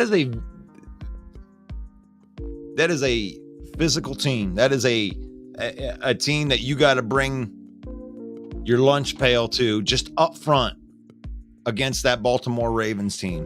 And the same thing with the 49ers. But Lamar Jackson he's learned how to use the force. He has learned that being a quarterback first with his lethal leg abilities might be the most unstoppable combination, just because if you become a guy that has 4.2 speed that actually empowers his other playmakers as well, it ain't the same thing. And I think they're going to win the game because I believe Lamar Jackson is a better quarterback than Brock Purdy. I wish they had Mitchell. You know, God bless that brother in his injury, you know, to get better, But that young rookie was blazing fast with some nice amount of power too and moves. I wish they had him. He was a real nice change up from Gus Edwards and, you know, the power running game that they got. Yeah. This game's gonna take Lamar. Yeah. Like I agree with what you're saying about the run game, but you weren't gonna run on San Francisco anyway. So let's put that out there. It's going to take the dynamic play making ability of Lamar Jackson. And if they shut him down and have him have a bad game, it's the Ravens that'll get blown out. Woo! But I think Lamar's on I think he's on a different level right now. He's playing really good. Yeah. Yeah. They got Zay Flowers is a real wide receiver. Yep. Yep. So I like that. Likely.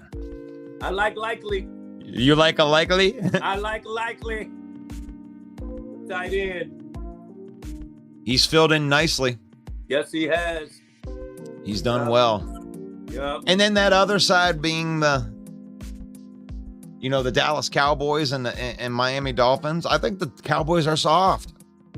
I do too. I mean, really, if they play up against an offensive line like Micah Parsons, he ain't gonna do shit with Penei Sewell blocking him. Penei Sewell's just gonna like spin him around, okay, whatever, little quick guy. And when it comes to the run game, that's what it is. We're starting to dominate in the power run game. Frank the Tank's going to run downhill on that soft-ass defense. Oh, man. I love it when I start the O's together. They look so beautiful. With what? When our starting O is all together. Yeah. Our O-line. Here's the best player on the Lions roster is Frank the Tank. And it's not sexy. It's not, I mean, Frank the Tank, but you know the difference. When you're watching the game, the difference when Frank the Tank is out there, and Glasgow played well. They won 3 games with Glasgow as the center and whoever at the guard with that, they put sometimes 3 offensive linemen were out, but they were able to play okay. But when Frank the Tank's out there, that completes that offensive line. If you got Decker, Frank the Tank, and Sewell, I mean, you can really just kind of plug and play anywhere else. But when Frank the Tank's out there, that offense works. And it works. Frank is the quarterback. That's my quarterback, man. It's my quarterback. He is. And it's not sexy. And it's the thing. It's like, in that line. Yes, he is. Yep. And when Goff is out there slinging, he needs an offensive line. It's like, but when he's out there, you empower your quarterback. Mm-hmm. That's why, when you give Goff time, he's as good as anybody. As a game managing guy, if you want to use that as a negative, a guy that manages the game. Oh, I'm sorry. A guy that gets the ball into 8 different receivers' hands on a regular basis. It's like, oh yeah, that sucks. Right. Yeah. You don't want Jared Goff running out of the pocket. Oh, we need a mobile quarterback. No. You need a quarterback that can get the ball into the hands of your multitude of playmakers that you have. Like, we have so many playmakers that we can decide if we want a big or a small guy in the slot that's still going to kill you. You put Donovan People-Jones. People-Jones either. That's what I'm saying. You put Donovan People-Jones in the slot because he can play all the positions. Then you got a big wide receiver that's going to be going over the middle of the field. Oh, what? Well, you got somebody that's really good in coverage against big wide receivers? Well, take our really, really fast dude and, Khalif Raymond or Amon-Ra St. Brown. Like, you pick it. And what Jameson Williams about Laporta, Russ? Laporta? Woo! And the fusion, and when they get this recipe down, when this fusion of Jameson Williams is complete, it's like having two queens. I've went over this a lot of times on this program, but if you use Jameson correctly, when you already have Gibbs in the running game and everything, and you got Amon-Ra and they're keying in on those guys, having a guy like Jameson is like having two queens when you're playing chess. Because you can match because you can't stop our offense without Jameson Williams in here. No. So while you're trying to figure that all out, you can, as Ben Johnson, I'm like, excellent. I'm right. just sticking, I'm sticking Jameson against their weakest wide receiver, and I'm going to scheme it. Or their weakest defensive back, my bad. Yep. And that's what I'm doing, is I'm scheming it. And we haven't even seen that peak yet. And if you believe in Ben Johnson, do you think Ben Johnson's a good offensive coordinator? I do. So then there's no doubt, if you believe that, and you really believe when you say that, then you know that Ben Johnson is going to figure out a great way to get the ball into the hands of Jameson Williams. And you're seeing him take more shots at it every week. But he's working hard. There ain't no knucklehead shit going on anymore with Jameson. Yep. He's working hard. Yeah, focus. He's drawn the ire of the coaching staff, and it's good. Yep.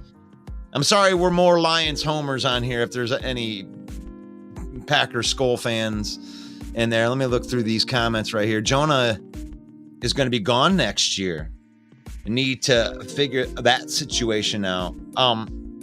Jonah could sign a long-term deal with us still. I wouldn't throw that out.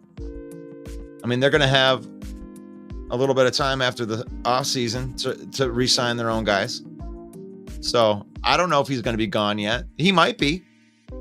Because as long as you got Decker, Sewell, and Ragnow locked up, interior line that's somebody that those are players that you can get in the later rounds. Usually you can get a second, third round guy and usually get a stud on your offensive line. On the interior, not tackles are hard to find, but we already got two really good tackles. Nice tackles. Panay is going to finish the season as the best right tackle in football. And there's not even a close second. So we like that pick. You like that? God, I love this after call with you. This is like just you and I. Remember when we would talk and I'd be like, gosh, man, I wish that we could record some of these conversations. Yep. That's what this feels like right now, because, Yes. I mean, there's no rhyme or reason. This is off the cuff now. No. The show's over. We're doing last call. Yeah. But this has been a 45-minute last call. This is cool. This is like being at the bar and it's closing time. They shut the bar down and the staff thinks you're so cool that they let you stay after the bar, pour you a couple more drinks. I'm not getting anybody in trouble. That's just back in the day, dude. Come on, back man. in the day. Now. Now it's all up to code. We're the band that just got finished smashing their faces. And everybody wants to talk with us and kick it with us outside, and in the bar, it's all closed, but we can have whatever we want. What? You want to play some pool, Russ? Oh, yeah. Heck yeah. Heck yeah. What? Yes. Drinks are a little bit stronger. Yeah. You like get that good treatment. You gotta like that.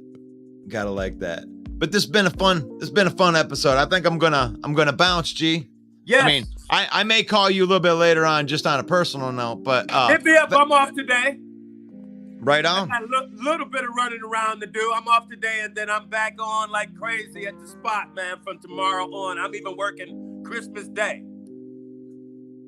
Well, that's GT right there. This is the High Dimension Network where you can find And We Know Sports. You can follow him. You can hit that subscribe button. And you can find Sir Slap Nasty out there, too, because he's got some great music, some fusion groups that you can watch where he's playing live as well. You still got that every Wednesday night thing down in the D? You play? You know what? We do every second Friday of the month. That's what we do. Yeah. And I got cat videos. I got funny videos on my doggone YouTube page. Search Slap Nasty. Come check me out. Right on. So this is Football Talk with Russell Wayne. And this is a weekday thing. Every weekday at 11 a.m. You can also catch Main Event Mike on the open mic. And the open mic is each and every Monday night at 7 p.m.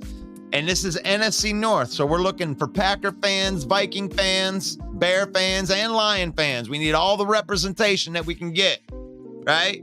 Yeah. Thank you to the Detroit Lion News. Thank you to Mike the Bear fan. Woo! And make sure you go out and follow the page. Please, we love doing this. Follow the Villain Squad. If you're a Detroit Lion fan, let's do this, man. Let's rally behind this team because it's never been this good before. Let's keep on doing that. So God bless each and every one of you. May the Lord bless you. May the Lord keep you. And may the Lord shine his face upon you until we meet again. That would be on Monday. We're going to do the review preview. Peace out. It reminds me of a football show, Football Talk with Russell Wayne, 11 a.m. in the mornings. You should watch it because it could be good for you. It could be good for you. It could be good for your life. What's up, y'all? This is Ifeatu Melifonwu, safety for the Detroit Lions. And I just want to take some time out to give a big shout out to Russell Wayne and Main Event Mike from the Detroit Lions Villain Squad. It's a fan page and a podcast. And I just want to say I appreciate the support of me and my team. And I encourage everyone to go check out their podcast and check out their fan page. Go Lions.